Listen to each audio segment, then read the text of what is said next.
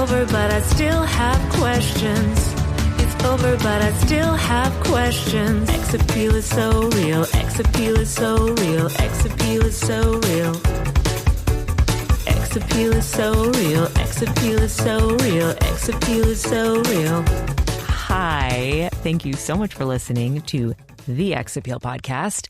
I am still your host, Miriam Katz. Today we're going to go back in time and talk to my very first date ever in the 5th grade. It took me a while to track down Christian. I got in touch with a bunch of people that we went to 5th grade with and finally found out the name of the law firm he works at. And he was down. So cool. And what's funny, and we talk about it in the episode, is that he and I truly never spoke before, during, or after the date because we just didn't know how. But so sweet, so cool. And this is very special to actually connect with him and find out that he's awesome. Right after this conversation, I'm going to talk to my friend Toni Nagy, who is a very funny comedian, and she was in our class. Toni was witness to the whole experience of the date with Christian and Christian mania, as it were. She has some very funny things to say about the, quote, raw sexuality that I brought to our 5th grade class. I'm really glad you're here, and let's get nostalgic. You like me too much. I liked you too much. You weren't enough. You like me too much.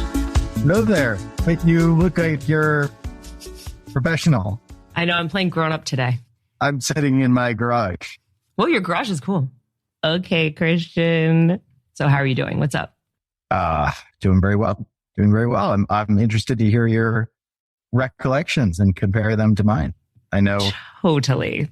All I know is the broad subject. So, yes. Well, what do you remember from us going on a pizza date in the 5th grade? Well, it was definitely the first date that I had ever been on. That's for sure. I mean, 5th grade's early. You know, my recollection is that it might have been the first date of anyone in the grade. Yes, I think that's true. And it was a big deal. I mean, I remember it well to this day. Certainly like a formative memory, not something that I have to dig up. I mean, I remember it. I think my recollection is that maybe I was on the swings. Whoa. When you asked me. Whoa. First of all. Oh, certainly I asked. You asked me. Yeah. I mean, I was probably a decade off for being emotionally ready to do something like go on a date. And my recollection is being on the swings, and that but maybe you have a different recollection of that. No, that part I don't remember at all. Okay. Yeah. Do you remember whether you knew that it was going to happen? Because I feel like sometimes in 5th and 6th grade, there's 10 people tell you that somebody likes them before the asking out happens, and there's notes passed and whatever. Do you know if you knew that I liked you or knew that I was about to ask you out? I mean, I think that sounds familiar. Okay. Yeah. I think that there's multiple channels of communication that occur in 5th grade before this sort of asking happens. Yes. You are on the swings is amazing. Yeah. I mean, that's as innocent as it gets. It's not even Foursquare. I mean, that's amazing. No, straight up swings. Oh my God. Yeah. So, and it was Armando's. No, wait, but do you remember what I said? No. I probably said, will you go out with me? Yeah. I'm assuming. Okay. And then, okay. Do you remember anything else about the ask out? Because I didn't even remember the swings. I to be honest, I don't. Yeah. That's a ton. Yeah. I remember being excited about the prospect. I think this was very, very exciting. As I said, I don't think that I was, I don't even know that I was necessarily into the notion of dating someone or boy-girl relationships. But I think that it was just exciting to have someone want to hang out with you, Yes, totally. I think that's how innocent that was. That it was just a neat feeling to have someone be like, oh, I want to do that thing with you. Yes. So, do you remember, I mean, I also want to talk specifically about Armando's, but do you remember there was definitely a frenzy around you? Did you start in 5th grade? I started in 5th grade. Okay. So, yeah. And I kind of remember this being like a couple of months into 5th grade. Yeah. I think that's right. Fall. Definitely fall. Maybe mid-fall. Maybe we'd been there for 6 weeks or even, 2 months or something. Wow. I remember that because it was kind of a whirlwind. I grew up in the suburbs in Wellesley, and Cambridge was a whole new world. And I gone to, local public school in Wellesley, where I rode my bike there with my buddies every day. We moved to Cambridge. I think my parents just had this sudden realization that they didn't want to spend their entire adult lives in the suburbs. And we moved to this. I don't know if did you ever come to our house? Maybe no. Not. Where was it? Well, we lived in a high rise. It was like one of the only high rises. We lived in the 20th story of the high rise. Whoa. So that was a big physical change, and it was a big emotional change. And so I definitely remember that. And I remember my feeling was that the girls at BB&N were absolutely rabid. I have a recollection of my dad dropping me off and there being like a group of girls at the fence waiting. And my dad being like, what the fuck is going on? Oh my God. But I mean, that was it. That was like a couple weeks. And I think that part of the element was that, I don't know, when did you start at BB&N? 4th. Oh, all right. Yeah. So you're fairly new to the scene. I think a lot of kids have been there for a while. Yeah, for sure. No, I came in 4th with Josh Wartlieb, and we were the only 2 new kids. And you get attention. Jason and I were the only 2. I remember Jason. Yeah. Yeah, no, definitely BB&N. There were not a lot of openings year to year. I think that there was just an element of sort of fresh meat. There was a couple things. There was definitely fresh meat, but you also had an iconic haircut. I had an iconic haircut. Like, oh man. Well, do you remember where you got your haircut? Where I think I got my haircut is I got my haircut where my mom got her haircut. So like at a real salon, not like at Supercuts. At like a swanky ass salon. And my mom would sit and then I would go. If we could describe it, you were blonde and you had like a kind of skater haircut, like a little shaved in the back and then it swooped down. A little bit. Yeah. It was a little bit. There were like bowl cut elements to it. I'm not ignoring you here. I'm actually looking because my son has the same haircut. Oh my God. Gotta see it. Totally just coincidentally. I don't know if it's the same, but it's pretty. I think it was part in the side. It could have been part in the middle, but there was definitely like some swoopiness and blonde. And I think it was very like Ricky Schroeder. The vestiges of the cowlick there that gave you the swoop. Yes. Yeah. The swoop. And it was my hair was much lighter then. And yeah. So I think that was part of the oh look, another time, so I'm not spending my time doing that.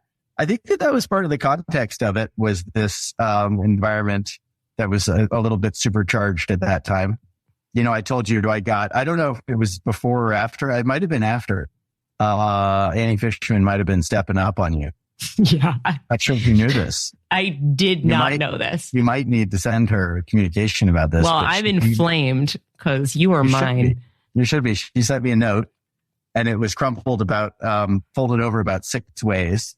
I think that maybe the most you're able to fold a piece of paper is 8, and this was like 6. Nice.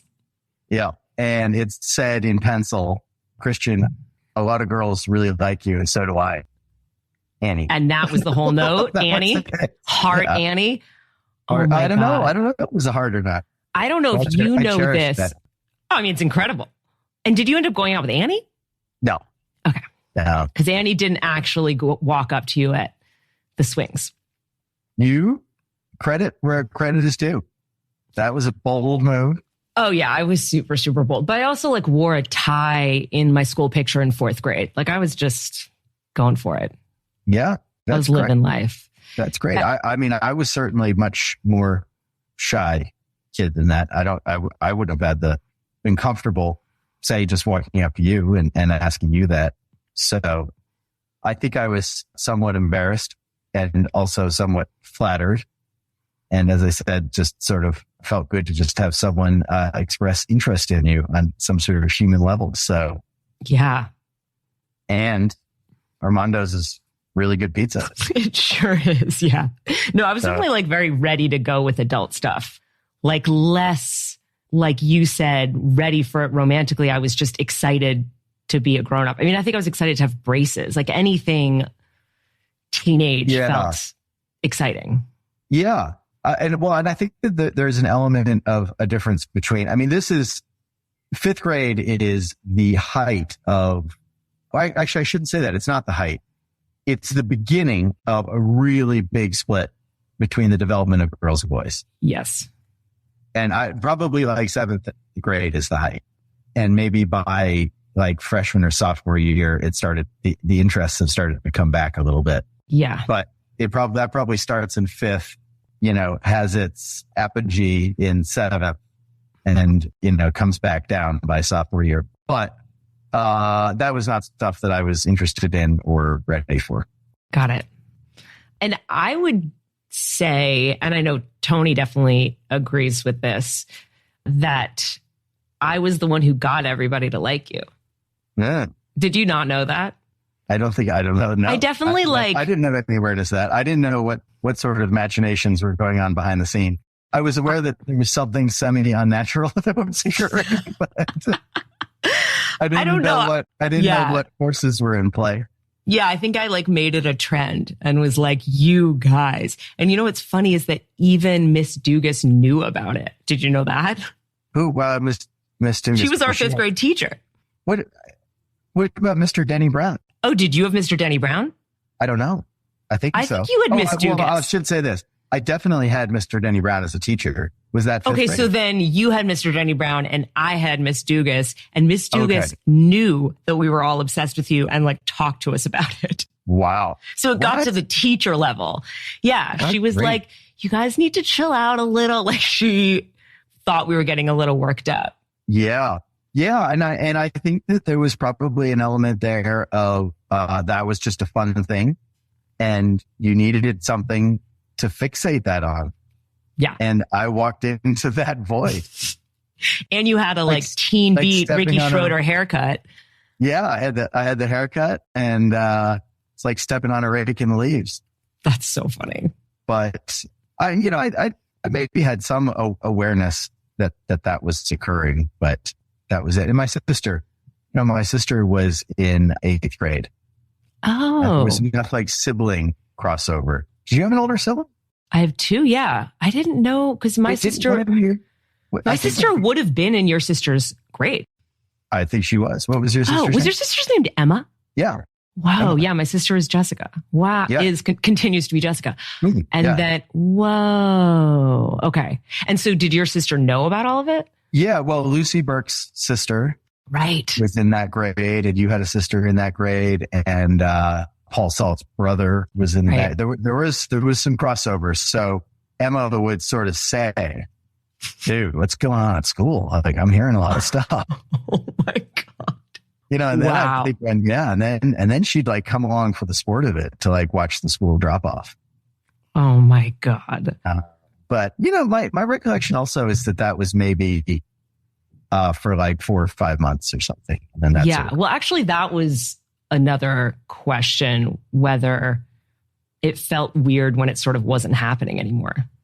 No, not really. I don't think so. I don't have an awareness of that. I mean, I think one thing that was, and maybe it's because I had sort of bigger fish to fry in that level. I mean, I found those years at BBN very hard. I ended up in high school, really finding a great group of guys that I am still see and hang out with and, are, important relationships in my life to this day. 5th through 8th grade, those were hard years. And I think they are for a lot of kids, but, we moved, we lived in the city. That lower school and middle school dynamic was strange. A child psychologist could write volumes about the dynamics that were occurring at that school in that grade. Yeah, I agree. So, yeah, I felt that way sort of the whole time. That was sort of why I left. Even though I felt like I had tons of friends, there was like some meanness, but also just so much competition. Yeah, there was. I mean, amongst the guys, there was a lot of meanness. Oh, really? Wow! Yeah, I wouldn't have really known that. And I looked at other schools and then decided to stay for freshman year, and glad I did. Yeah. Although honestly, even high school, I look back on my experience there with some mixed emotion. I don't look back with, totally rose-colored lenses. I mean, it's still high school. It's still high school. Yeah. Yeah. But certainly found my sort of social dynamic. So I think to answer your question, I think I was probably more worried about like just having a buddy to hang out with on a Saturday than I was worried about whether the girls liked me or not. I mean, I think at that age too, there was always a little bit of interest. I mean, I sort of was thinking about it in advance of this, and some like anecdotes came up. Like in 7th grade, an 8th grade girl asked me out. Whoa, who? Lauren. Oh, remember her? I remember that name so well, but I can't 100% picture her. I mean, at that age, she was a woman. Yeah. I think I do remember her. Yes. Yeah. Honestly, you saying she was a woman literally triggered it. Yeah. Yes. I remember who you're talking about. Yeah. Yes. She was in 7th grade. Wow. She was on a different interstellar plane than I was in terms of her interest in boy-girl relationships. So yeah, I don't know how I got on that, but I think it was you saying like, I don't think I had any awareness that like all of a sudden there was no interest in girls anymore. Right. Because there was, yes. Yeah. There was definitely a period when I started to be again that was kind of wacky. Yes. And our respective first date together was a big part of that. Yes. The like whirlwind of it. I mean, I think the reason to bring up the Lauren thing is sort of like, I actually was curious whether there was some kind of a pattern at some point of like a sort of domineering woman being like, okay, so we're going to date now. I mean, the reason I think of it is because, I think in 5th grade, you were ready to start going on dates with boys. Like that was something that you were ready for. You wanted to do that thing. You wanted to experience it in a very age appropriate way. I was very not ready for that. Yeah. And then, 7th grade, I was probably ready to like go on dates, but I was not, really ready for much more than that. And I certainly wasn't ready to be going to Cafe A. Do you remember Cafe A? Yeah, of course. Yeah. Yeah. So, by high school, we'd swapped, or middle school, we'd swapped Armando's, which was probably just too close. Yes. Well, it was closer to the middle school, but yeah. Yeah. For Harvard Square. So the date shifted to Cafe A and then the movie. Oh. Yeah. And I remember being in the movie and I had the balls to put my arm around her. Wow. And then I sat for so long that I got a cramp in my shoulder. Oh, no. And of course you can't admit that you have any physical issue. I didn't want to I'd taken so much courage to get my arm up there that I didn't want to move it. And I was afraid that even if I shifted it to just get a little blood flow or something, it was going to be awkward. So I left it there for 2 hours and 40 minutes. Oh my God. Lost all feeling in my arm. And then, after that, I think Lauren realized that I wasn't going to kiss her and we never went out again. Cause she was ready to go. I don't know about that, but she was certainly at a different stage than I was. That's for sure. Yeah. And I think there's some parallel there. Yeah, totally. Did you date anyone in 6th grade? I don't think so. Not that I recall. Okay. To be honest. Yeah, I can't remember who dated Paul, who dated Jason, who dated Josh. Yeah, not that I recall. Because there was a little spin the bottle being played. Yeah. I remember. Was that at Lucy Burke's house? At Lucy's and also at school, in the locker room. Oh. Yeah. I don't remember that. Yeah. I do remember pissing my pants in sixth grade. Whoa, bummer. Yeah. And having to wear sweatpants for the rest of the day and hiding my pants in the locker. Wow. Because we had those lockers, which is an unusual situation, I think, for sixth graders. Yeah. And we're hiding my piece of pants in there. Oh my God. It's so funny that happened after we went on a date. It's until the end of the year. Oh my God. Oh my God. I was so embarrassed. Oh my God. Funny. There's a little bit more to the story than that. I didn't genuinely just not be able to control myself, but yeah, the locker room made me think of that. Yeah. Okay. So what do you remember about actually hanging out at Armando's? Well, I remember, I believe that it was after school. So we had half days on Fridays. So I assume it was that. That sounds right. Half day. Yep. And that we would have met in the schoolyard. Oh God. Okay.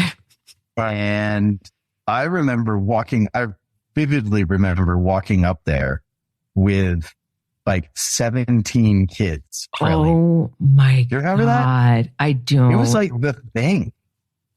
I mean, it was definitely the thing. I think that was part of me. Kids that followed us up there. And then while we were enjoying our pizza, they were like, that I do actually kind of remember a crowd. I mean, honestly, I think it maybe also was less that I was like ready to date and more, I kind of liked attention. So part of it was a little bit about like the spectacle. Like, I'm sure I kind of loved that everyone was following us. Yep. Did you like it or did it make you uncomfortable? I don't remember. Do you remember? Go ahead. Yeah, I would say this. I was not looking for that attention. Yeah. Okay. That was not, I wanted to. You also did not become an actress. This is true. But, and definitely at that age, I didn't want the spotlight. That's for sure. And do you remember if we had a conversation even on the walk? I mean, I was thinking about that. Like, what did we talk about? I don't think that any parts of our body got closer than about 6 inches at any point in the date. So I'm pretty sure we didn't hold hands or anything like that. No. Yeah. I don't know what we talked about, but I bet we did, right? I mean, I tend to not really remember the narratives of books. I just remember the feeling of reading them. And so I don't remember specifics, but I think it was awkward. I don't remember whether it was or not. I find it hard to believe that it could have been anything but awkward. So I'm sure it was, right? I think my general feeling is that we didn't know what to talk about. We couldn't really think of things to talk about, which is so funny because it's not like I would have trouble. Was there an awkward silence? I don't know about silence. I just thought of boys differently. So like if I was to hang out with any girl in 5th grade and get pizza with them, truly anyone, we would have things to talk about and we would talk. But there was this feeling that like boys are different and they are, but now I could have a conversation with anybody over coffee and. Yeah. Cause we've all made social adaptions, but at that age, I mean, boys are doers. Oh, boys didn't talk about shit at that age. We did stuff together. Oh, that is very interesting. And if there was some conversation that flowed from us doing something together, so be it. But we didn't hang out and chat about something. You went should we go play baseball? Like, oh, should we go? It didn't have to be sports. I mean, it could be like, oh, should we go to Harvard Square? Like you went and did that. And that's how you connected, was through the doing. Whoa. I never thought about that because we would have sleepovers and talk for hours. We also maybe would watch a movie or make prank phone calls, but we did a lot of talking. Oh, well, of course it wasn't maybe 5th grade was a little early, but it wasn't too long after that like serious phone dating started. Did you ever do that? I had a couple relationships where you would just talk on the phone with someone. No, I don't know that I did that with people I was dating. I talked on the phone with Brad a lot in fourth grade, but it wasn't romantic. Yep. And maybe a little Eric Porcelli. Oh yeah, Eric Porcelli, jeepers. That would Eric. I actually still keep in touch with Brad a little bit, which is fun. Seems like he's doing great. Tell him I say hi, and I love talking to him on the phone in fourth grade. I will. No, you're right. Those weren't. It wasn't dating, but so you're saying you had Lucy Burke and I would spend hours on the phone in sixth grade. I can't quite remember. Yeah, to be honest. Can't quite remember. I know my sister and I had her on the line, and that felt like kind of a big deal. Then my sister and I would fight over, who had access to the phone. I had two sisters, and so we had a line for us, but it was like, at some point, my sister was on the phone and I wanted to be on the phone, or I was on the phone. I don't know. One of us was on the phone and I tried to get it and she knocked me down and I punched her in the knee and broke my wrist. There was physical fights over the telephone for sure. Yeah, that sounds about right. But because talking on the phone for hours was a thing. I don't want to. Yeah, it wasn't that boys at that age never, communicated using verbal means, but rather I think that the core way that guys connect, or my experience was that the core way that guys connected at that age was through the doing. Yeah, got it. And even talking on the phone, if I was going to talk on the phone for a long time with someone, it would be to a girl. Yeah. It might not be a girlfriend, but it would be a girl. Wow. I didn't talk on the phone with Brad for hours. Yeah. Wow. And I did try to steal Guns N' Roses User Illusion 1 with Brad and got caught. Whoa. In what grade? At the Coop. That might have been fifth grade. Wow. Or sixth grade. And they called your parents? Oh, yeah. Bummer. Yep. Going down do you remember this? So we were in the tape section and I was going down the escalator and I had the tape in my pocket. I said to Brad, do you think they have those buzzer things? Oh, no. I heard a voice behind me go, nope. They have security guards. Oh, oh no. Oh no. And then he picked me up, put me on the up escalator. And they cut the whole program down. They read me my Miranda rights. Of course, they hadn't arrested me. I don't even know if these guys were deputized to arrest someone. Yeah. But they did. It felt very official. And they called that's terrifying. It's terrifying. Totally and calling your parents is depending on your parents, but my parents being called would have been absolutely horrifying. Yeah. Yeah. I overheard them. I remember my mom saying, well, he has the resources. What? That's great. And I don't know if you remember my mom, but she has a thick English accent. And sort of a tiny bit. A little bit of a stone in the mouth English accent. So I don't even know why it still is. And they said, well, there's the parental advisory. Sometimes if the parents won't buy it, the kids steal it. And I, being the manipulative little prick that I was, latched onto that. I mean, I stole it to be cool. I know they're giving you an out. I know. I stole it because that's what Brad and I were doing. Yes. To stealing's exhilarating. That's how we were interacting that day. Was right. That was your doing. And she said, "Why did you do it?" I said, "Well, it had a parental advisory, and I didn't think that you buy it from."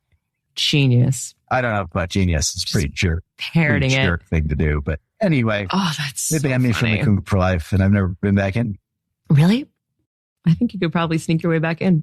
I think at this point I could get in. Yeah. My son might not. They would be like, that's very red alert, he's back. Red alert, and he has not aged. Yeah, he has not aged. It's Benjamin Button. He's back. I got to show you a picture. He looks so much like me. It's it's pretty creepy. Is there anything else that you remember about, I kind of assume we talked literally about pizza. I don't remember. I mean, do you remember your feeling after?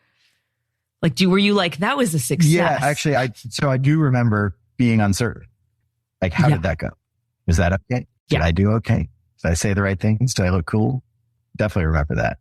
And did you talk to any of your guy friends about it? Were your guy friends aware of this thing of all the girls liking you?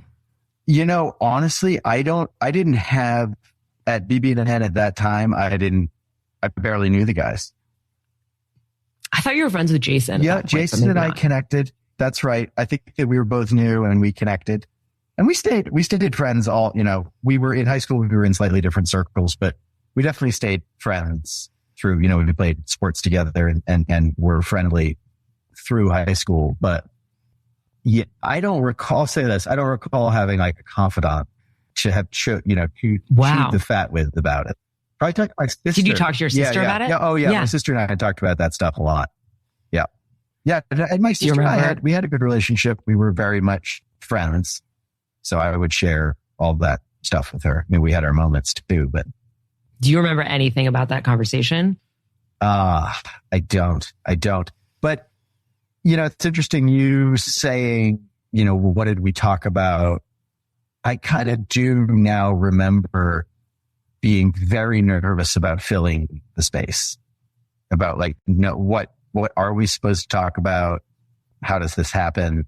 That's bringing some memories back. Yeah, I think it was hard. I mean, I also think we had not had a conversation before that. No, we never talked. Not one-on-one. We weren't the same. So it's not like we'd done like a science project together. We were in the same class. Right. And it's not like that's why I asked you out. I literally just thought you were cute. I didn't know anything about you. I don't even think I knew that was part of dating. Yeah.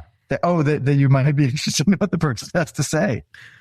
Well, yeah, that's like a reason to ask somebody out, that there's some kind of a connection, honestly, that you know each other. Probably fucking primal. Yeah. That's probably there's some part of our lizard brain that tells us that this is what we should do. And you're attracted to someone because you're attracted to them. You're looking for emotional bond at that stage. There's just something. Totally. It's certainly Let's primary. try this thing. Let's see the other thing goes. Yeah. Yeah. But it makes sense, having never had a conversation, that we would not know how to talk.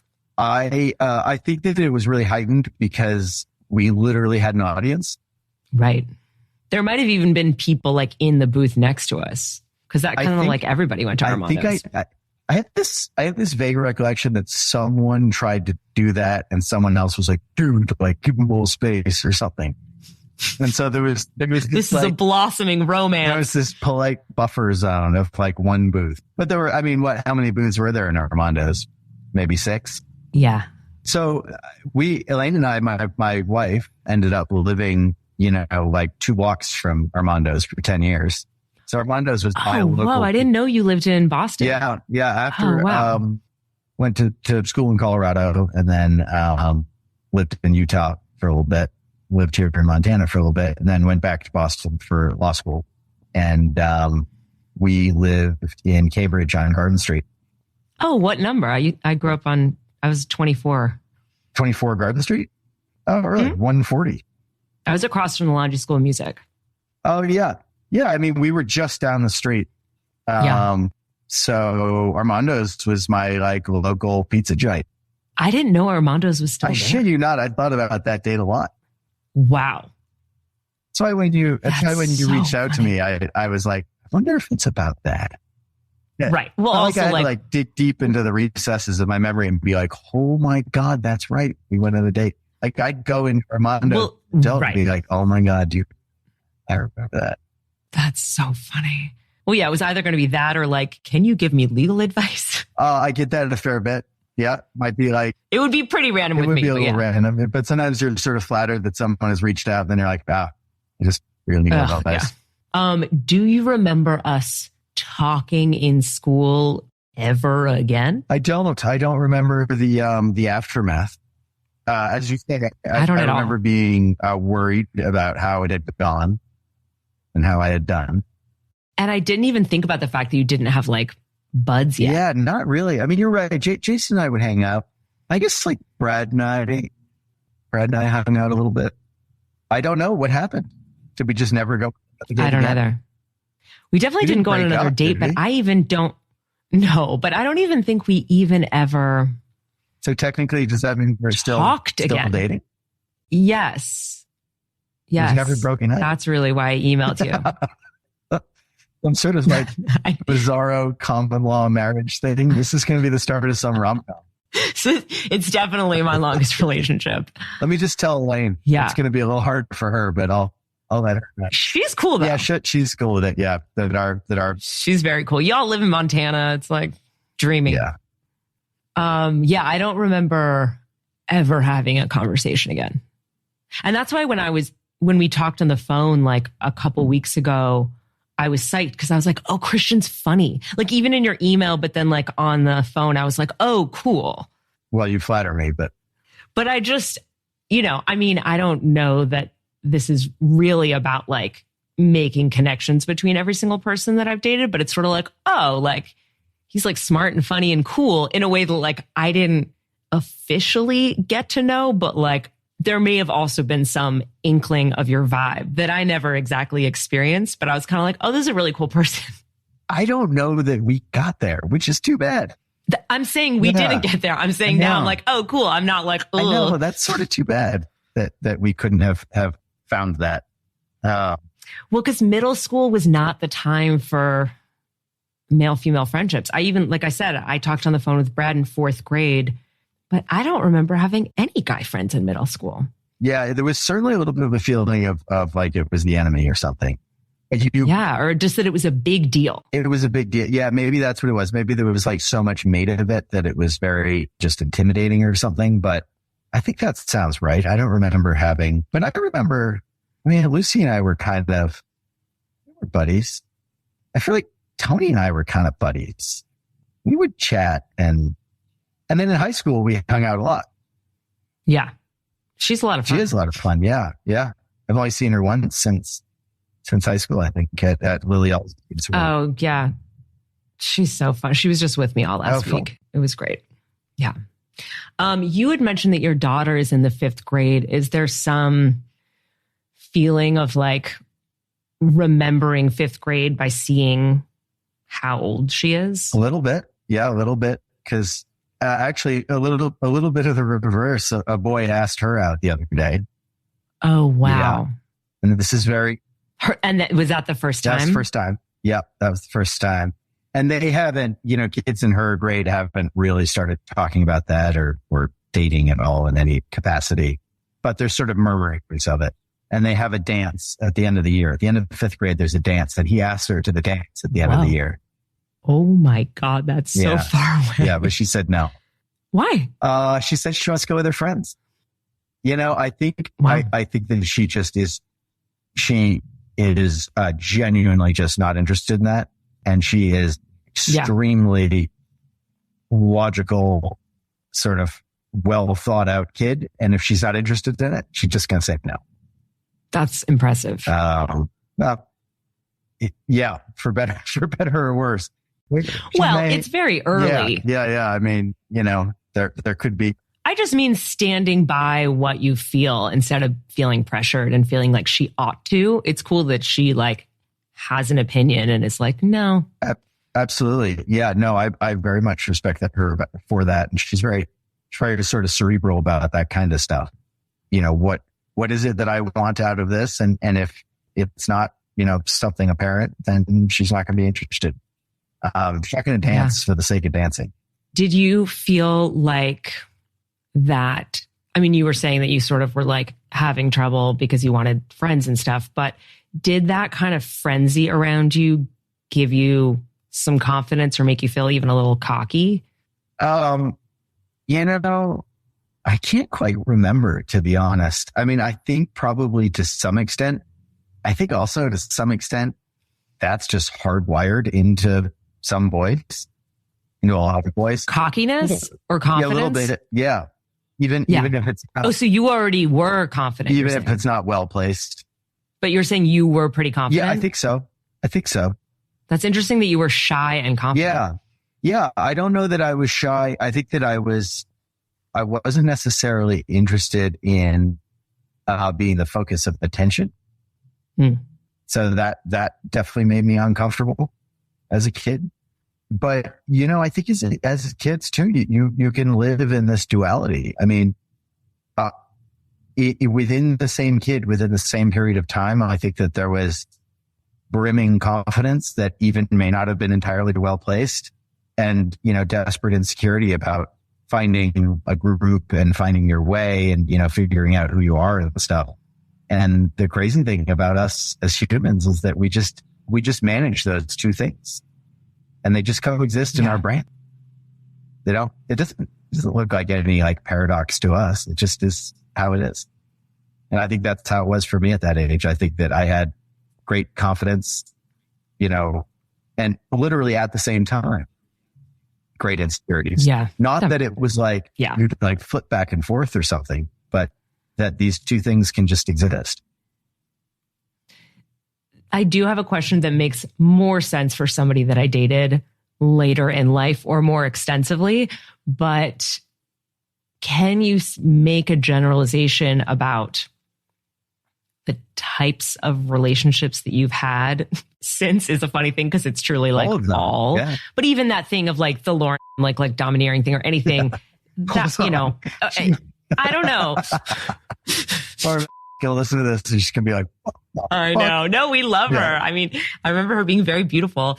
But yes, is there any, or even separately from the fact that we went on a date, is there something you can say broadly about like the feeling, the tenor, the vibe of your relationships? Yeah.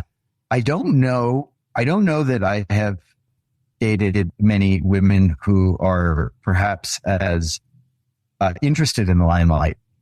I want to be careful not to cast you in too broad strokes, but you have said, you alluded to being an actress and enjoying that, that is something that is attractive to you, is that attention. If I thought back on the women that I have dated over the years and one who I eventually married, probably really almost like the opposite personality trait, probably pretty quiet people. Lily and I dated for a while in high school. Oh, it was kind of an intense. I didn't know that. Was probably the only like real. We dated for like a year. That was probably the only like truly like emotionally deep dating that I did in high school. Lily's great. She is, and I haven't seen her in a long time, but she's so great. Yeah, I fucked it all up and just kind of freaked out, and broke it off one day, and wow. And then it was hard for a long time. Like many years. And then we sort of reunited and were very good friends again as adults and hung out with our spouses and kids and stuff. So that was great. And I sort of lost touch with her in the last couple of years. She moved to Texas. But her husband, she and her husband are both statisticians, professors in stat. I did not know that. Fucking smart. And I think her mom had a theorem named after her or something. It was, oh my God. Well, all of our parents are scientists though. Wow. Like it's like Tony's parents, professors, my parents are MIT people. It's like, it's all. Yeah. But the theorem is pretty impressive. Is that what brought you guys to Cambridge? Or is that your parents were at MIT? Yeah. I mean, my parents immigrated from the Soviet Union. Oh, really? Yeah. In the late 70s. So my sisters were born there and I was born. Oh, wow. In Cambridge. I didn't. Yeah. Interesting. We couldn't. Can we take us back in time and like that would have been a thing to talk about? I know. It's too bad. Two lives. Well, I'll tell you what's interesting is we had this formative moment in our own bubbles. We were there having this moment together, but we weren't really sharing about it. Dude, that could be in a book. That's so beautiful. We're coexisting, and it's sort of a shame. But I'm very glad that you reached out and glad that we can break those bubbles and share what's happening inside of ourselves at that time. So that's very interesting. On the phone, when we talked a couple weeks ago, you said that you were happy to talk, but if we had lost our virginities to each other, you wouldn't want to talk. Can you explain that? Just because like it's interesting in the context of a podcast where I probably will talk to that person. Yeah, right. To be honest, I think that I would be hesitant. I think in a public forum. I mean, maybe this is going back to something we talked about earlier. That that's not something that I necessarily seek. Is that attention and or sharing something that is that emotional and, personally meaningful in a public forum. So yeah, that'd probably be a tough call. Or I would say this would probably be a lot more guarded about it. I'm happy to talk about, Yeah, you're telling me everything you feel about that. Or adolescent feelings and stuff. But I think that if it had been a truly intimate relationship, I would be much more hesitant to do so. And I don't judge anyone who doesn't feel the same way. We all have different takes on these things, and whoever that person is, and if you're going to speak with that person and they're, comfortable chatting about that, that's great. That'll probably make for more interesting radio than Armando's. Well, I tried to throw in the anecdote about pissing my own pants just to add a little spice to it. Some titillation. Some titillation. Truth be told, I was in a urinal and I didn't use my hands. I know. Oh. So everyone was out at recess. I had to tell Mr. Solomon. So it wasn't really that you pissed yourself. You pissed on yourself. I pissed on myself. Yeah. You tried. And they had, they had a backup. This is actually, this is an interesting little lesson about adolescence. I think they had a backup pair of sweatpants just for these sorts of occasions. And, I put the sweatpants on and I remember thinking, oh my God, I'm going to walk out into the schoolyard and everyone is going to notice. They're going to know I peed in my pants and they're going to laugh at me. And you know what happened? Not one person had any freaking idea. Of course. Yeah. And I think that that's so true, throughout our lives that we have this sense that people have more awareness, but people are doing their thing for better or worse. Yeah. Life lessons with Christian. So fun. Well, thank you so much, Absolutely. Christian. I really appreciate it. No, let me know when it goes live or whatever. 100%. Okay. And keep in touch. Okay. Yeah, this is so fun. Definitely. Good luck and best in your relationship. And that sounds like a tricky time, but you'll navigate it. So good luck with that. And thanks for including me in your project. You like drugs, you like God. You like drugs, you like God. You like drugs and you like God. How are you? I'm so happy to talk to you. I love you. I love you too.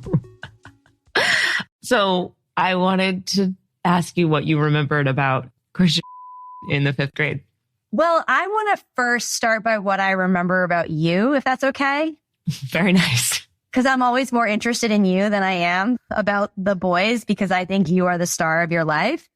So I just want to create the context of which people can better understand you in the 5th grade, which is an important part of this puzzle.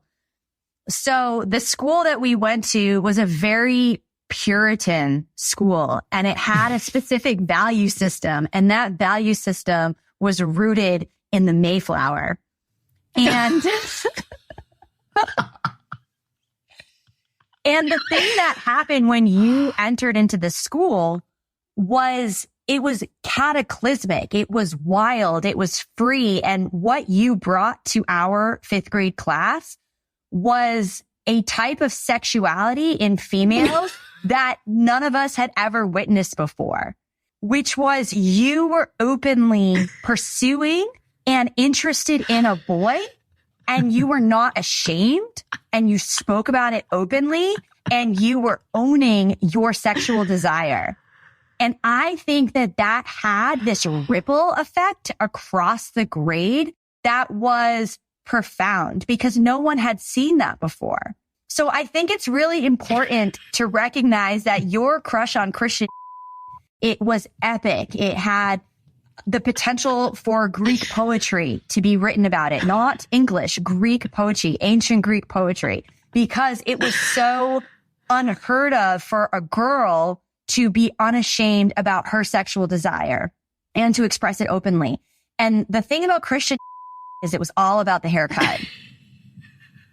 It was the haircut. You liked his hair. He came to school. He had a bowl cut and it was blonde and you enjoyed it.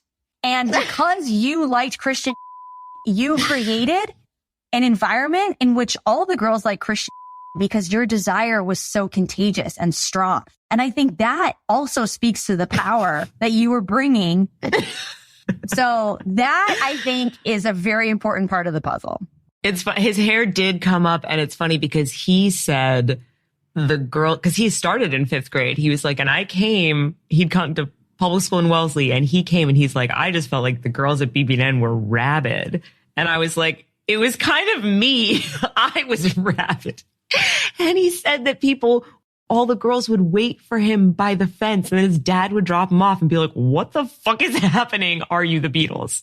No, but it was your desire. I think that is the point that's must be drilled in. It's funny how little I remembered. Christian said I went up to him while he was swinging. Yeah, that sounds right. But that's like as childlike as you can get. Mm-hmm. He wasn't on the sidelines of a basketball game. He was actually pumping. No, he wasn't joyfully smoking cigarettes. He was mid swing. No, he had a G.I. Joe under his arm. Funny. And yeah, do you remember anything about the frenzy around Christian? I don't really remember. I mean, what an odd thing to have a crush on someone and then encourage everyone else to date the person. Yeah, I mean, I don't think that we were looking at it from this space of ownership. It was more like acting teenage. Yeah, it was more like theoretical. And it's true that there was so not ownership because I was encouraging everyone to have a crush on Christian. Yes. I was like, everybody has to. It was like a trend. It was like hashtag Christian. It was the year of hashtag Christian. I mean, I was actually kind of surprised. He was like, I remember that so well. I remember that date at Armando's. I remember that he's like, that was a pivotal part of my life, which like, you just don't know what affects people. And he also used to live as an adult near Armando's. He like saw it all the time. I mean, I think the thing that was interesting about the way that we were approaching the boys is that we were almost playing the role of the masculine. Interesting. Yeah. You were the one asking him out. You were the one directing the crush. You were the one that was speaking about it. I didn't even think about it. It was so just what I felt like doing. I think I also had older sisters and always sort of wanted to be older than I was, but it wasn't, it didn't feel like a big deal. It was just fun. Well, yeah, and I think it was fun because it was safe because like I was saying beforehand, there was zero sexuality in the school before you came. Yeah. There really wasn't. It was very buttoned up when it came to that. Like crushes were super silent. Maybe girls would talk about it, but barely. So I think you came right at a moment where people were naturally becoming more sexual and then you were vocalizing it. And that was what shifted the culture of the girls. And with the boys, it would have been seen differently either. I mean, the teachers were even encouraging us because it was funny. Oh, that's what I was going to say before. I mean, I don't know about encouraging us. I actually kind of remember Miss Dugas being like, okay, you guys chill out a little. But she definitely talked to us about it. But she talked to us about it. Yeah. It was fun because it's like, it was a role reversal of rather than the female being the object of desire, the male was the object of desire. And that role reversal for any teacher who had been a woman who had gone through the initiation that so many women go through of having to wait for the boy to call you and all of these cultural pressures and expectations for women to allow themselves to be pursued. So I think that there was a cosmic tickle that everyone observing this was experiencing because it was counterculture and because it had a revolutionary aspect to it, because it was contagious. It wasn't just you. You were the spark and then a fire was lit. I mean, I think it was about security too. You know, it's like when you have the sense of self or the sense of security to just be like, I like you. You're on the swing. Yeah. So there was this kind of confidence that was really interesting because all of these girls, you know, before you, we were conditioned and programmed to be appealing and agreeable. And I think that you kind of had a little bit of a different personality type that was slightly more spunky and demanding of attention and demanding of energy and demanding yourself to be seen and heard. And I'm not sure that that necessarily was existing in that same way before you got there. And so there was this allowance that it gave for other girls to be like, oh yeah, I should demand to be heard and seen too. So I do think that that was another interesting impact, but it was all wrapped up in your desire. Like, I think your desire was kind of the personal impetus for you to be so bold. It's not like you were telling the teachers, like, listen to me about math, you know? Like, it was really, there was a very, I think it really does speak to how the creative energy of sexuality, especially in women, has major psychological impacts to how she presents herself in the world. Because you, as this like creative sexual being at that time, had this confidence, had this boldness, had this interest in being heard and seen and getting what you wanted. I mean, I had big crushes on boys in really second and third grade too. I was always asking my mom if I could have boys over. No, I know you did. I wanted to have crushes. I sought out objects of desire because it was fun to like throw myself onto that. Yeah. I always wanted to express my big feelings onto something. Yeah. And I think it was cool, the impact that you had on the culture, you know? Yeah. Yeah. I'm glad that people like loosened up after that. I didn't realize how sort of tight it was, but now thinking back, I'm like, oh yeah, that makes sense that it was tight. Yeah, it was a tight scene. And people were young too. It's like you kind of came, even in fourth grade, we weren't really ready for it, but it was like fifth grade when you started really blossoming and you had been there for a year and made the friends, you know, like, so you were able to like have this cerebral wave of impact, you know? And I was already wearing like tie and fedora and vest and blazer to school. Like I already sort of like was doing a look in fourth grade. Yeah. And that look was also quite masculine. That's so funny. I'm such a man. No, I mean, I think that, you know, this is the 80s, right? Or early 90s. So there wasn't the same sort of gender exploration. And you did wear these kind of clothes that were a little more, you were dressing yourself. For sure. Yeah. And you were definitely influenced by more like traditionally like male style. Well, I think I was just influenced by like pop. Like I think it was much, like I think like Boy George, and even though Cyndi Lauper kind of, you know, dressed ultra femme, she was dressing like unusually. So I think I was also just like experimenting. Yeah. But I think that you were able, like, maybe you just had access to clothes or you were shopping for yourself. But up until that point, most of the kids, their moms were shopping for them at TJ Maxx. Like fashion was not part of the culture at all. Yeah, I think I was already going to thrift stores and also just like taking stuff from my dad. Yeah. So you were kind of concerned with fashion as well, which was also, we were not. Do you remember anything else from that time that you want to add? Oh, yeah. Let me think. It was fun. I feel like that's the overall sense of it. Not necessarily the date. Like I remember things in broad strokes often, and the date I remember, like, I just don't think we had much to talk about. But I just remember the frenzy around him. I felt really connected to all the girls together. It oddly was, rather than like tearing us apart, you would think that would be like this heightened jealousy and intensity and fighting. It was like unifying, all of us loving each other, unifying, connected, laughing, giggling, like throngs of women for the Beatles or something. But it definitely wasn't a source of antagonism at all. It was the opposite. It was like us loving each other in this like silliness. It was very bonded. And I think what's really beautiful about it is that a lot of times girls bond over having a common enemy and talking shit about each other. Yeah. Yeah. We were the ones having fun. We were having a lot of fun. We were laughing. Yeah. Yeah. Yeah. So I just remember it felt pretty vivacious, that like whatever it was, 6 weeks or something of that like height of Christian mania. I hope you entitled this podcast Christian Mania. That's funny. Totally. Yeah, I'm so happy that you were there, because I sort of remembered that. I mean, I knew that I was like the person who got everybody to like him, but you have that fun outsider perspective on it. Oh yeah. And I have the before and after Miriam Katz entered the school. You know, I can give you I can write a dissertation about your impact on society. If you want, I will create a PowerPoint that will be available. My impact on the Pilgrims. Hell yeah. That's cool. Thank you. Thank you. I love you. I love you.